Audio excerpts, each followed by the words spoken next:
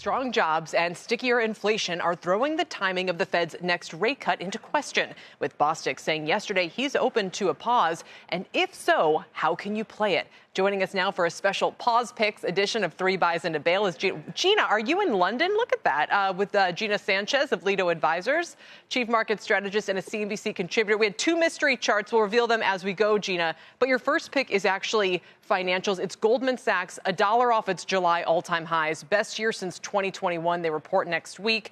Barclays is flagging trading revenues, getting rid of the banking, consumer banking things as maybe some headwinds. You like the stock here?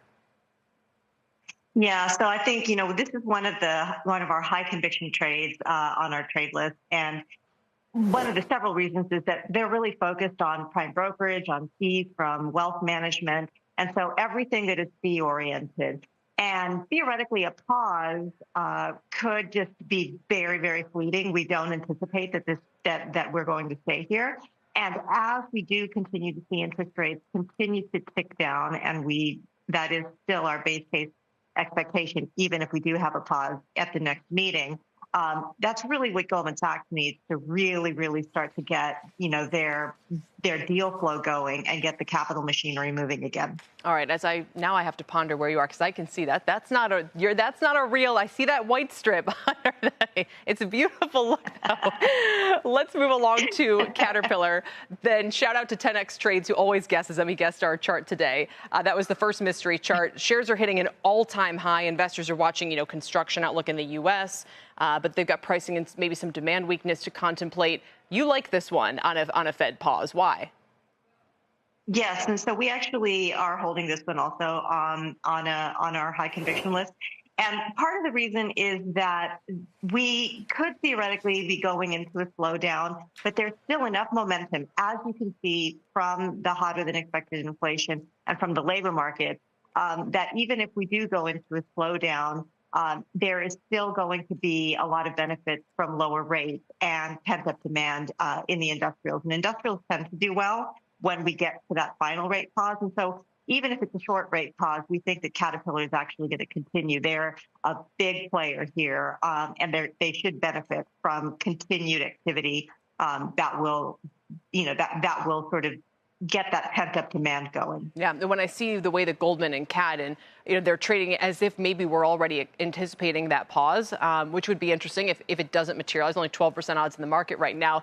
Let's move along to your final buy, though, which hasn't been quite as strong lately. It's DR Horton, which is down 5% since the Fed's September cut, as the 10 years recent climb has also moved mortgage rates higher, surprisingly. Why do you want to pick it up here? So DR Horton is interesting, and this is another one that we own. We own it actually as one of our high conviction bets. And the reason is because they are really specializing in that starter home kind of edge into the market. And that is a area of the housing market that is perpetually under inventoried. And so there is still a lot of work to do, depending on what happens, not only with the Fed, but with the election. We could potentially see a boom in that particular segment of the market. Yeah, at least traditionally, that's, home builders are a place you want to go, although nothing has held up quite like normal lately. But still, home builders have been so strong. Okay, let's get to our bail. That was the other mystery chart we just showed before this break. And it's Best Buy. This is the name you're bailing on if the Fed pauses. Now, the shares are up more than 30% this year. They're well off their 2021 highs, those pandemic peaks. Piper Sandler says the PC replacement cycle should be favorable this year. And again, it's had a decent run.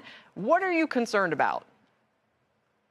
So I think the concern that I have with Best Buy, just as a general big box play, is that if the Fed pauses, and this is the big if the Fed pauses and it does put a hiccup into a slowdown that was already percolating anyway and makes it a little worse, I do think that these kinds of consumer discretionary names could actually get hurt. And if you look at the trajectory, even most analysts who are forecasting kind of a really decent outlook for Best Buy anticipate at least 2 quarters of rough going before you start to get back into real growth. So you're going to have to slog through this one no matter what happens. And so there's a little bit of downside risk in holding that to kind of the good numbers that might come a year from now.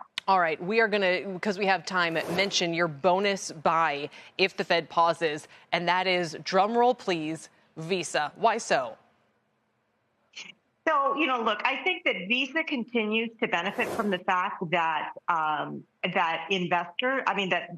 consumers are continuing to consume. Now, what is concerning to us is that we're seeing, we're continuing to see credit card balances rise on the consumer side of the balance sheet. But if you're Visa, you are making a ton of money on that. And in fact, Visa, MasterCard, American Express, these plays in the market have been just sweeping in that kind of fee income from consumers that spent down their pandemic savings, spent down the pandemic stimulus, and then just started racking up credit card debt. At some point, that game is going to end, but it's still a pretty profitable game if you're in the business of credit cards. All right, so there's your playbook as we ponder what we'll hear from the Feds next week and then what the data show us into November. Gina, thanks so much for your time. Gina Sanchez, Mystery Location with Lido Advisors.